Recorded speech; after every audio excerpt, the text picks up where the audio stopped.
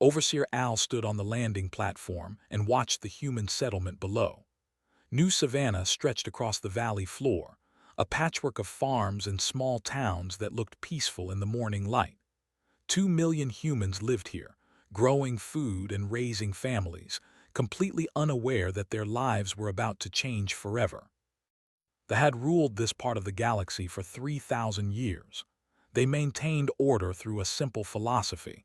Only species that could endure suffering deserved freedom. Every race they encountered faced the crucible, a series of tests designed to separate the worthy from the weak. Most failed. Those species either died out or became servants to the hegemony. Al had overseen 17 such tests in his career. Humans would be the 18th. He activated his communicator and broadcast to every device on the planet. His voice reached into homes, schools, hospitals, and workplaces simultaneously. People of New Savannah, I am Overseer Al of the Hegemony.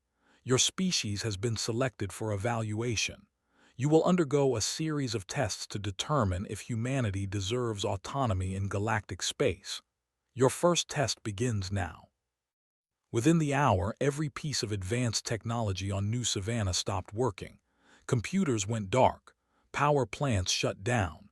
Medical equipment failed. Communication networks collapsed. The orbital platforms had sent out an electromagnetic pulse that fried every circuit on the planet. Al watched from his ship, waiting for the chaos to begin. They expected panic. They expected riots and looting. They expected society to crumble within days when people realized their comfortable lives were gone. Other species had reacted that way. They had descended into cannibalism within a week. The Taural had simply given up and waited to die. But humans surprised them. In the capital city of New Hope, Mayor Vance called an emergency meeting in the town square. She stood on the steps of the old courthouse, a building constructed with actual stone because the founders wanted something that would last. Thousands gathered to hear her speak. "We don't know why this is happening," she said, her voice carrying across the crowd without electronic amplification. "But we know what we need to do. We need water, food, shelter, and medical care. We've had all those things before we had computers. We can have them again." An old man in the crowd shouted back, "My grandson needs his insulin pump. Without power, he'll die." "Then we figure out insulin the old way," replied. "Doc, you studied medical history, didn't you?" A woman near the front nodded. "We can extract insulin from pigs. It's how they did it before synthetic production. It won't be easy, but it's possible." "Then we start today," said. "Everyone with medical training meet at the hospital. Engineers, we need you working on water pumps and generators. Teachers, gather the children and keep them calm. We're going to get through this, but only if we work together." Across the planet, similar scenes played out. Humans didn't waste time asking why this was happening. They focused on survival. Engineers raided museums for steam engine designs. Farmers who had used automated equipment went back to horse-drawn plows. Doctors performed surgeries by candlelight, using techniques they'd learned in history classes and never thought they'd need. Al watched with growing confusion. 3 weeks passed, and New Savannah hadn't collapsed. Crop yields dropped by 30%, but people weren't starving. A makeshift power grid came online, providing electricity to hospitals and water treatment plants. The humans had somehow turned their agricultural waste into fuel for generators they'd built from salvaged parts. His second-in-command reviewed the surveillance data with obvious concern. "Overseer, they're adapting faster than any species we've tested. Their social cohesion is remarkable. They're actually sharing resources voluntarily." "Give them more time," Al said. "Cooperation is easy for a few weeks. Let's see how they handle months of this." But months passed, and New Savannah didn't break. In fact, the humans seemed to be thriving in ways that disturbed Al deeply. They gathered in the evenings to tell stories and sing songs. They taught their children using books instead of computers. They found meaning in the struggle itself. One night, Al monitored a conversation between two humans working on a steam engine. The older man was teaching a younger woman how to repair a pressure valve. "Why do you think they're doing this to us?" the young woman asked. The old man shrugged. "Does it matter? We can either spend our energy being angry or we can spend it surviving. I choose surviving." "Doesn't it make you furious, though? We had medicine, education, communication. They took it all away." "Of course it does, but fury won't keep the generators running. After we've survived, after we've proven we can handle whatever they throw at us, then maybe we can worry about justice. Until then, we work." 3 months after the first test began, Al prepared his report for the Oversight Council. He recommended that humanity pass the evaluation. They had demonstrated resilience, adaptability, and social cohesion far beyond what they expected. High Overseer reviewed his report from her chambers on the hegemony. Her face appeared on Al's screen, scaled and imposing. "Your recommendation is, Overseer. These humans endure too well. They seem almost comfortable with suffering." "Isn't that the point of the test?" Al asked carefully. "To see if they can endure." "The test reveals character," replied coldly. "A species that accepts regression so easily might lack ambition. We need to see how they respond to true desperation. Initiate the second test." Al felt something uncomfortable twist in his chest, an emotion he hadn't experienced in years. It might have been doubt. "What are the parameters?" "Population reduction, 25%. They have 6 months to accomplish it themselves, or we will do it for them. If they refuse to choose, we begin with their largest cities." The message went out the next morning. Al delivered it himself, his voice once again reaching every human on New Savannah. "People of Earth Colony, New Savannah, your second test begins now. Your population must be reduced by 25% within 6 months. You will select who lives and who dies. This will prove whether you can make necessary sacrifices for survival. If you refuse, we will make the choice for you through orbital bombardment." He expected immediate surrender. He expected humans to turn on each other, to descend into violence as they fought over who should die. Instead, they asked for 1 week to deliberate. Al granted the request, certain that the week would end in either capitulation or chaos. Neither happened. The humans called their 7 days the Days of Defiance. Across New Savannah, people worked with focused intensity. Scientists gathered in underground facilities. Engineers retrofitted industrial equipment. Teachers evacuated children to bunker systems originally built to protect against tornadoes. And through it all, the humans maintained an eerie calm that unsettled every observer. On the 7th day, Al received a message from New Savannah. Mayor Vance delivered it herself, standing in the town square with thousands of humans behind her. "Overseer Al, we've made our choice. We choose not to murder our own people to satisfy your cruelty. We choose not to decide who deserves to live and who deserves to die. If you want 25% of our population dead, you'll have to do it yourself, and we'll make you regret every single life you take." She paused and the camera panned across the crowd. Every face showed the same expression, a mixture of fear and determination that Al had never seen before. Continued, "You wanted to test us. You wanted to see what humans are made of. You're about to find out. Come count your casualties." Immediately contacted the Oversight Council. "High Overseer, I strongly recommend we end the testing of this species. They're not responding as expected. Escalation could be dangerous." "Dangerous?" His laugh was harsh. "They have no advanced weapons, no space fleet, no orbital capability. What could they possibly do to threaten the hegemony? Proceed with enforcement, Overseer. Teach them the cost of defiance." Al ended the transmission and looked at. His second-in-command's expression reflected his own concerns. "Prepare the troops," Al ordered quietly. "But exercise restraint. Only military targets until they surrender." "They're not going to surrender," said. "I know," Al replied, and the uncomfortable feeling in his chest grew stronger. That's what worries me. The next morning, troop ships descended to New Savannah. They expected resistance, but they expected it to be futile. Humans with primitive weapons against trained soldiers should have been a massacre. It was, but not in the way anyone expected. The humans had spent 7 days preparing for war. They'd turned agricultural equipment into weapons platforms. They'd planted explosives throughout the cities. They'd studied every recording they could find of military tactics. Most importantly, they'd accepted that they might lose, but they were determined to make victory so costly that they would regret ever coming to their world. The first platoon that entered New Hope was destroyed by a combination of homemade explosives and collapsing buildings. The second platoon made it 3 blocks before humans using mining equipment and industrial chemicals drove them back. By the end of the first day, they had lost 200 soldiers and hadn't secured a single strategic objective. Al watched the reports with growing horror. This wasn't how tests were supposed to go. The humans weren't just resisting, they were winning engagements against forces that should have overwhelmed them easily. They're using everything as a weapon, reported.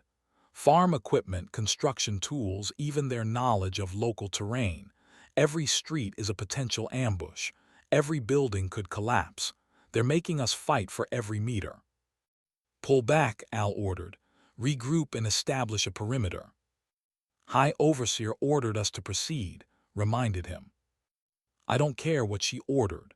I'm not sacrificing more troops until we have a better strategy. But watching from orbit had already made her decision. If the humans wouldn't surrender to ground forces, they'd surrender to orbital bombardment. She gave the order, and plasma weapons turned sections of New Savannah's cities into molten glass. Al watched a hospital vanish in a flash of superheated energy. He watched residential neighborhoods turn to ash. He watched humans die by the thousands, and he realized with absolute certainty that they had made a terrible mistake. Because through it all, the humans kept broadcasting. Every atrocity, every war crime, every moment of destruction was recorded and sent to every corner of the galaxy.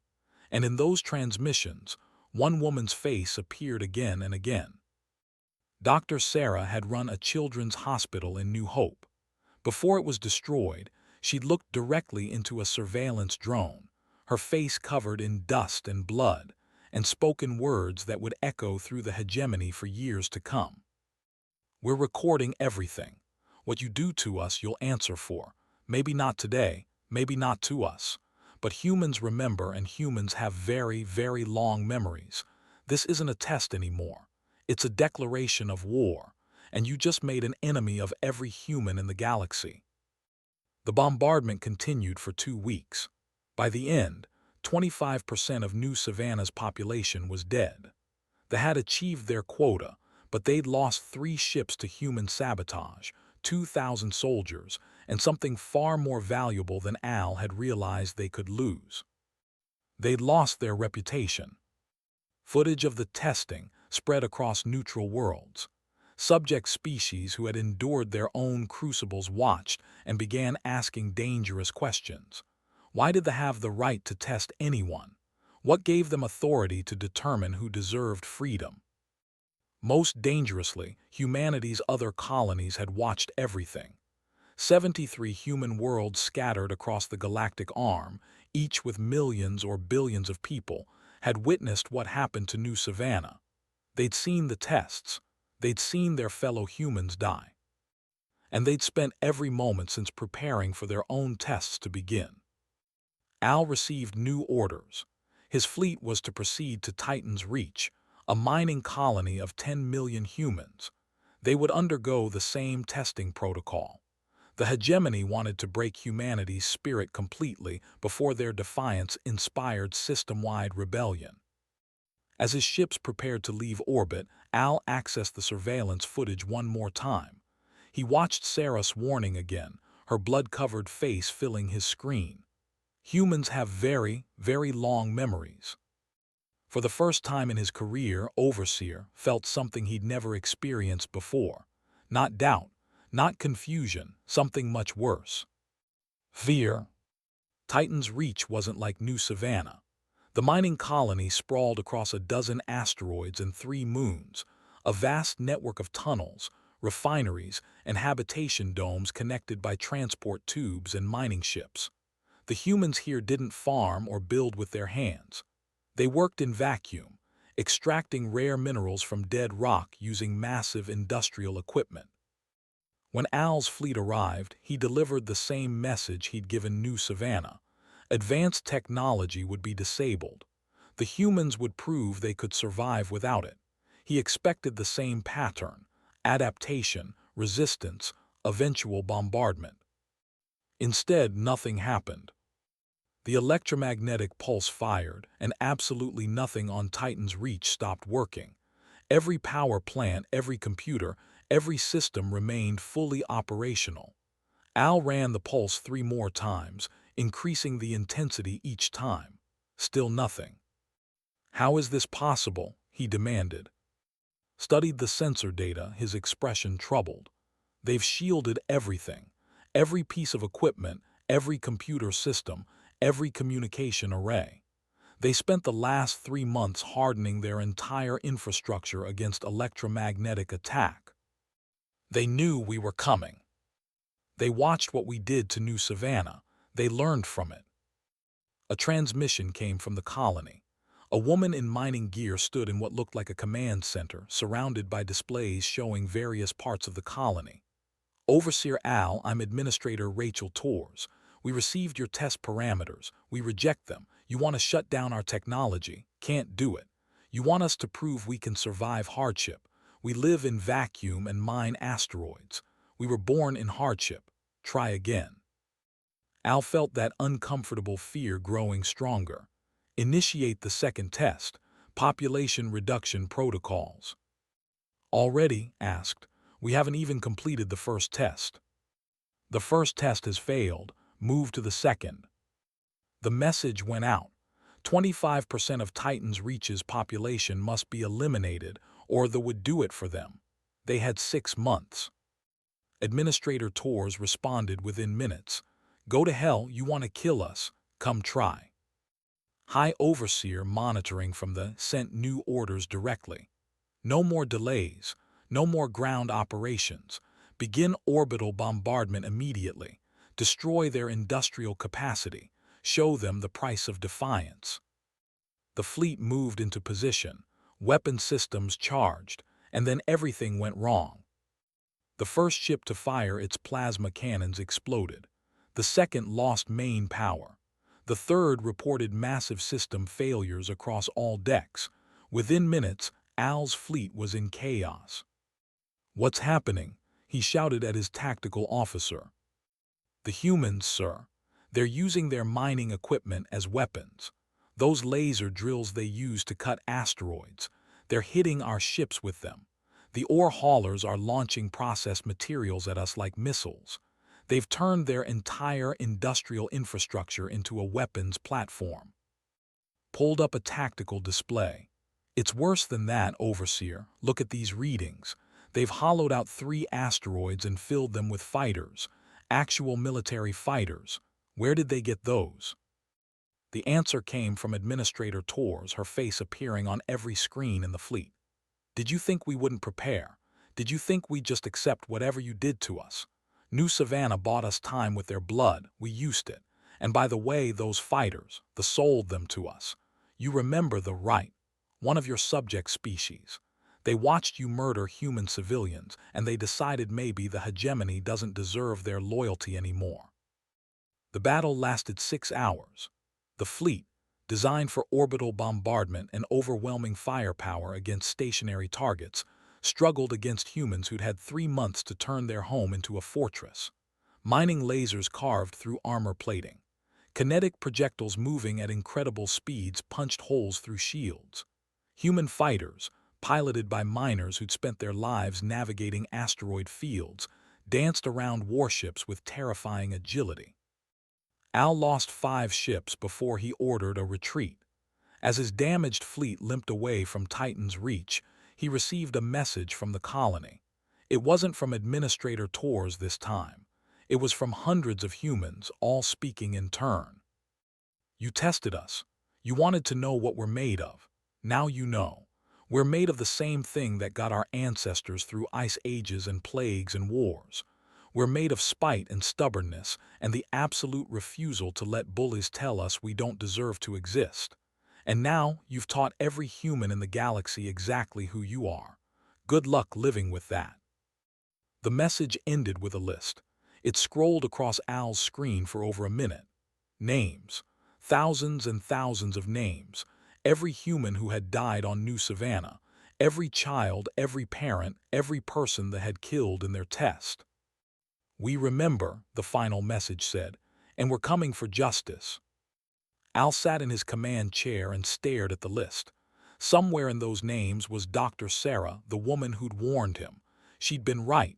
Humans remembered. Approached cautiously.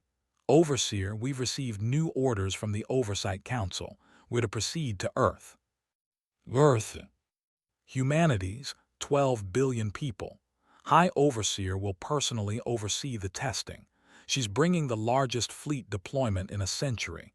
800 warships, 4 battle stations. She intends to break humanity completely before their resistance spreads any further. Al looked at the damage reports from Titan's Reach. 5 ships destroyed, 3 more heavily damaged, nearly 1,000 dead, against 10 million humans with 3 months warning. Earth had 12 billion humans, and they'd had the same 3 months to prepare. We need to advise the Council, Al said quietly. This is a mistake.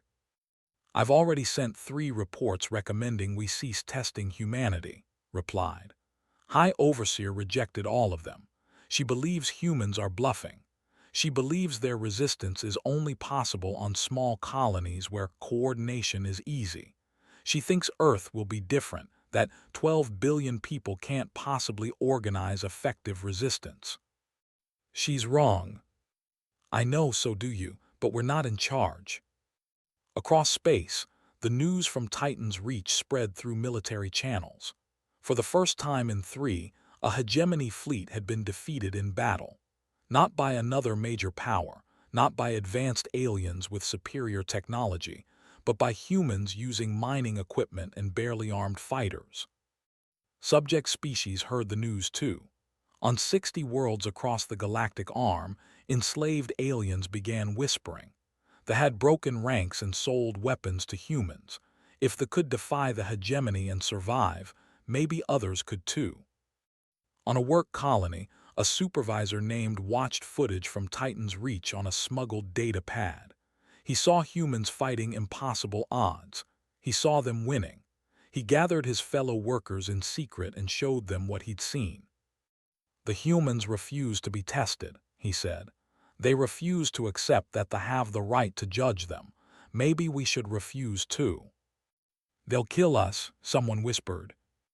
They're already killing us, replied. Just slowly.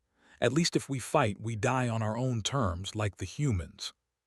Similar conversations happened on dozens of worlds. The hegemony's intelligence services reported increasing unrest among subject populations. The Oversight Council dismissed it as temporary agitation that would fade once humanity was properly crushed. High Overseer assembled her fleet and addressed her forces. The humans have won minor victories through surprise and desperation. They cannot stand against the full might of the hegemony. We will proceed to Earth and conduct the most thorough testing ever performed. When we are finished, humanity will understand their place in the galactic order. They will serve, or they will cease to exist. The Armada began moving toward human space. 800 warships and 4 battle stations, the largest military deployment in history. They traveled through controlled space, passing subject worlds where populations watched the fleet pass and wondered if the impossible might actually happen. On Earth, President stood in the emergency council chambers and looked at the assembled leaders of humanity. Representatives from every nation, every major organization, every significant human population center had gathered physically or virtually. The news from Titan's Reach had reached Earth 3 days ago. Since then, the planet had been a hive of frantic activity. "They're coming," President said simply. "The largest fleet ever assembled is heading for our world. They intend to test us like they tested New Savannah and Titan's Reach. Intelligence estimates they'll arrive in 48 hours. "Can we evacuate?" someone asked. 12 billion people, in 48 hours. No, even if we could, where would we send them? Every human colony is a potential target. Running just delays the inevitable. Then what do we do? President pulled up a tactical display. It showed Earth's orbital defenses, the positioning of military assets throughout the solar system, and resource allocations that had been implemented over the last 3 months. We do what New Savannah and Titan's Reach did. We fight, but we fight smarter than they expect. A general from the Asian coalition stood. "Madam President, I commanded forces in the resource wars. I know combat. We can't win against 800 warships with our current military." "You're right," President agreed. "Which is why we're not going to fight them with our military. We're going to fight them with everything." She expanded the display. It showed mining operations throughout the asteroid belt, cargo haulers in the outer system, communication satellites in Earth orbit, and power stations on the moon. For 300 years, we've been developing this solar system. We've mined asteroids, built stations, established infrastructure across billions of kilometers. They see all of that as civilian equipment, not military assets. They're wrong. The display changed, showing the same infrastructure but with new designations. Mining lasers became defensive weapons. Cargo haulers became missile platforms. Communication satellites became electronic warfare nodes. Power stations became shield generators. "We've been converting everything we can for the last 3 months," President continued. "Following the playbook Titan's Reach wrote for us. But Earth has something the colonies don't. Numbers. We have 12 billion people, and every single one from age 15 to 80 has completed mandatory civil defense training." "You're planning to turn our entire population into soldiers?" someone asked, horrified. "I'm planning to give our entire population the tools to defend themselves," President corrected. "They think they're coming to test one world. They're actually coming to fight the entire human species. Every person who can hold a weapon will have one. Every city has been prepared with defensive positions. Every strategic location has been fortified. They want to see what humans are made of. We'll show them." A woman from the European Federation raised her hand. "What about the children? We can't ask children to fight." "We won't. Evacuation ships are already loading children under 15 and taking them to Mars and the outer colonies. It's not perfect, but it's the best we can do. If Earth falls, at least humanity continues." "And if we win?" President's expression hardened. "If we win, we make sure no one can ever test us again. We've been sending diplomatic messages to subject species throughout space. We've been sharing footage from New Savannah and Titan's Reach. We've been asking them a simple question. What if everyone refused the tests at once? What if everyone said no?" The room fell silent as the implications sank in. Someone finally spoke, their voice barely above a whisper. "You're not just planning to defend Earth. You're planning to overthrow the hegemony." "I'm planning to survive," President replied. "If the hegemony falls as a consequence of them attacking us, that's their fault, not ours. They chose to test us. They chose to kill our people. They chose to treat humanity like we were lab animals instead of a sovereign species. Now they get to live with the consequences of those choices." She pulled up one final image. It was Dr. Sarah's face, frozen in the moment before her hospital was destroyed. "This is what they did to us. They murdered civilians. They killed children. They thought we'd break and beg for mercy. Instead, we watched our people die and learned exactly who they really are. Now we teach them who we are." The council voted unanimously to implement President's defense plan. Across Earth, the message went out. Humanity was going to war, not for conquest or glory, but for the simple right to exist without permission. The 48 hours passed in a blur of activity. Children were evacuated, weapons were distributed, defensive positions were fortified. The entire human species moved with coordinated purpose that would have stunned thee if they'd understood what they were seeing. When High Overseer's armada arrived at Earth, they found a planet that didn't look prepared for war. Cities appeared normal. Orbital traffic seemed routine. There were no massive military buildups, no obvious weapons platforms, no signs of panic.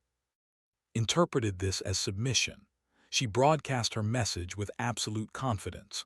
People of Earth, I am High Overseer of the Hegemony. Your colony worlds have displayed unacceptable defiance. You will now undergo testing to determine if humanity deserves to remain independent. Your first test: dismantle all orbital defenses and surrender all space-capable vessels within 48 hours. Failure to comply will result in orbital bombardment. President's response was immediate and simple: no. No, repeated as if she'd misheard. No, President said again. No more tests, no more submission, no more pretending you have the right to judge us. You want to fight, then let's fight. But stop pretending this is about testing. It's about control, and we're done being controlled. His face twisted with rage. You have 48 hours to reconsider. Use them wisely. The 48 hours became humanity's final preparation period. Messages went out to every corner of human space, to allied species, to anyone who might listen. This is humanity's stand. If you believe in freedom, stand with us. If you can't stand with us, remember what happens here. On the work colony made his decision. He and 300 fellow workers seized their facility and sent their own message. We stand with humanity. We refuse to be tested anymore. On 6 other worlds, subject species rose up. Some succeeded in taking control of their facilities. Others were brutally suppressed, but every rebellion, successful or not, pulled forces away from Earth. When the 48 hours expired, ordered the attack to begin. Her fleet moved into assault positions, weapons charging, ready to demonstrate hegemony power once and for all. That's when Earth revealed what it had been preparing for 3 months. The mining lasers fired first, precise beams of energy that had been designed to cut through asteroids. Against spacecraft, they were devastating. 3 destroyers were crippled in the opening seconds. Then the cargo haulers, which they had ignored as civilian vessels, released their payloads. Hundreds of missiles, each one built in secret using plans smuggled from sympathetic species. The hegemony's intelligence had completely missed the weapons manufacturing because humans had hidden it inside legitimate cargo operations. Communication satellites, dismissed as harmless, activated electronic warfare systems. Targeting computers failed. Communication networks jammed. Battle coordination broke down. And then Earth's actual military assets joined the fight. Ships that had been disguised as transports dropped their camouflage and revealed themselves as warships. Orbital weapons platforms that had been registered as research stations opened fire. The battle for Earth began, and within the first hour lost 37 ships. Al, commanding a battle group on the fleet's flank, watched in horror as the human defense exceeded every prediction. They weren't just fighting. They were coordinating across vast distances, adapting to tactics in real time, exploiting every weakness with ruthless efficiency. How are they doing this? His tactical officer asked. Because they prepared, answered. Not for days or weeks, for months. While we were patting ourselves on the back for beating New Savannah, they were turning their entire solar system into a weapon. We taught them we were coming. They learned the lesson. A transmission came through from the surface. It was being broadcast on every frequency, reaching not just the fleet but spreading throughout controlled space to every subject world. President stood in what looked like a command bunker, surrounded by military officers and civilian leaders. "To the fleet," she began, "you came here to test us, to determine if we deserve freedom. We have a message for you. No one has the right to test us. No one has the right to decide if we deserve to exist. Those rights aren't granted by powerful aliens. They're inherent to every thinking being. You forgot that. Now we're reminding you." She paused and the camera pulled back to show the entire command center. "To the subject species watching this, the hegemony's power comes from your acceptance of it. They rule because you let them. The stopped letting them. Humanity has never accepted their authority. Join us. Refuse the tests. Refuse the submission. Stand up and let's see if the hegemony can fight all of us at once." The transmission ended, but its effects rippled across the galaxy. On 17 worlds, subject species rose in rebellion. On 6 more, governors reported massive unrest. Supply lines began to collapse as transport workers refused to move hegemony materials. High Overseer, watching her carefully planned assault turn into chaos, made her decision. If conventional tactics weren't breaking Earth's defenses, she'd escalate. Prepare biological weapons. Target major population centers. We end this now. But her own officers hesitated. Using biological weapons on a populated world was a war crime under every galactic convention. More importantly, such an obvious atrocity would guarantee that subject species would never trust the hegemony again. High Overseer, one of her senior commanders, said carefully, "Perhaps we should consider a tactical withdrawal, regroup and—" "Are you questioning my orders?" demanded. Before the commander could respond, alarms blared throughout the flagship. A supply convoy, 300 ships strong, had just entered the system. But instead of reinforcing the fleet, they took up defensive positions around Earth. His face appeared on the main screen. "High Overseer, this is Commander of the Supply Fleet. I am hereby refusing your authority and declaring support for humanity's cause. Any forces who wish to stop killing on behalf of an unjust system are welcome to join us." His expression twisted with fury and disbelief. "You're committing treason." "No," replied calmly, "I'm ending it. The hegemony's testing protocols have always been about power, not merit.